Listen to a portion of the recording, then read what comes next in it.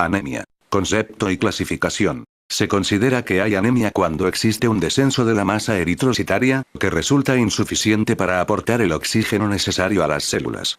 En la práctica se acepta que existe anemia cuando la cifra de hemoglobina es inferior a 130 gramos por litro en el varón o 120 gramos por litro en la mujer.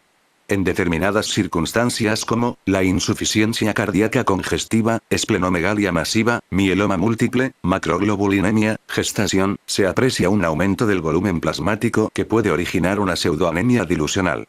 Por ello, en el embarazo se acepta como cifra inferior de normalidad hasta 110 gramos por litro. Fisiopatología. Cuando existe anemia se producen varios efectos, algunos debidos a la hipoxia en sí y otros a diversos mecanismos compensadores. El principal efecto compensador consiste en la mayor capacidad de la hemoglobina para ceder oxígeno a los tejidos, como consecuencia de la desviación hacia la derecha de la curva de disociación de la hemoglobina. El siguiente mecanismo compensador consiste en la redistribución del flujo sanguíneo, con mantenimiento del cerebro y el miocardio y disminución del flujo en órganos como la piel y el riñón. El aumento del gasto cardíaco, aunque es un mecanismo eficaz, solo se produce cuando la hemoglobina es inferior a 100 gramos por litro, con reducción de la poscarga, disminución de las resistencias periféricas y la viscosidad sanguínea y aumento de la actividad del óxido nítrico, aumento de la precarga e incremento del inotropismo y la frecuencia cardíaca. El mecanismo compensador más apropiado sería el aumento de la producción de hematiles, pero es lento y solo efectivo si la médula ósea es capaz de responder adecuadamente, como en la anemia posthemorrágica aguda. Tal aumento se debe al incremento de eritropoyetina, como respuesta a la hipoxia renal y, quizá, también extrarrenal. Cuadro CL único. Las manifestaciones del síndrome anémico se producen sobre todo como consecuencia de los mecanismos de adaptación, aunque algunas se deben a la hipoxemia, angina, cefalea y calambres musculares, o a la propia enfermedad responsable de la anemia. Asimismo, dependen de la rapidez con que se desarrolla. En los casos de instauración muy lenta los pacientes pueden tener cifras de hemoglobina muy bajas y síntomas mínimos o nulos.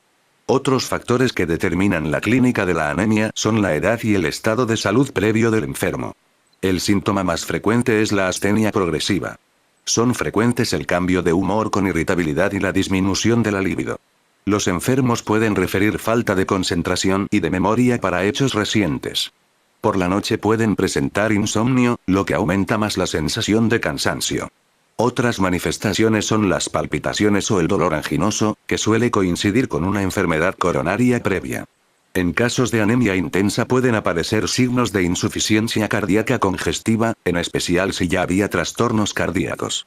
Con frecuencia, los enfermos presentan cefalea moderada, sensación vertiginosa y acufenos y, a veces, calambres en las pantorrillas. En algunos casos existe claudicación intermitente, sobre todo si hay trastorno vascular previo.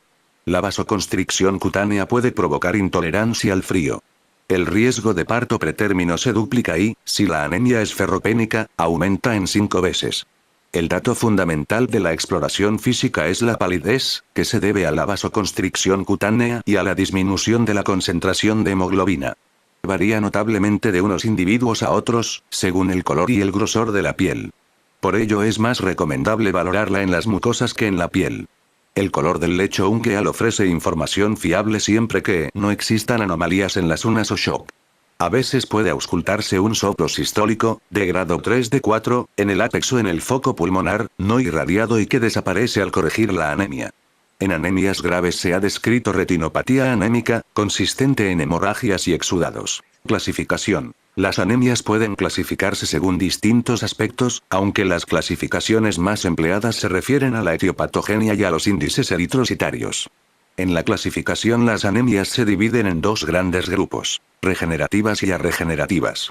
En las regenerativas o periféricas la médula ósea conserva o tiene aumentada su capacidad de producción, lo que suele ocurrir cuando hay un aumento de la destrucción eritrocitaria o pérdidas en forma de hemorragia aguda.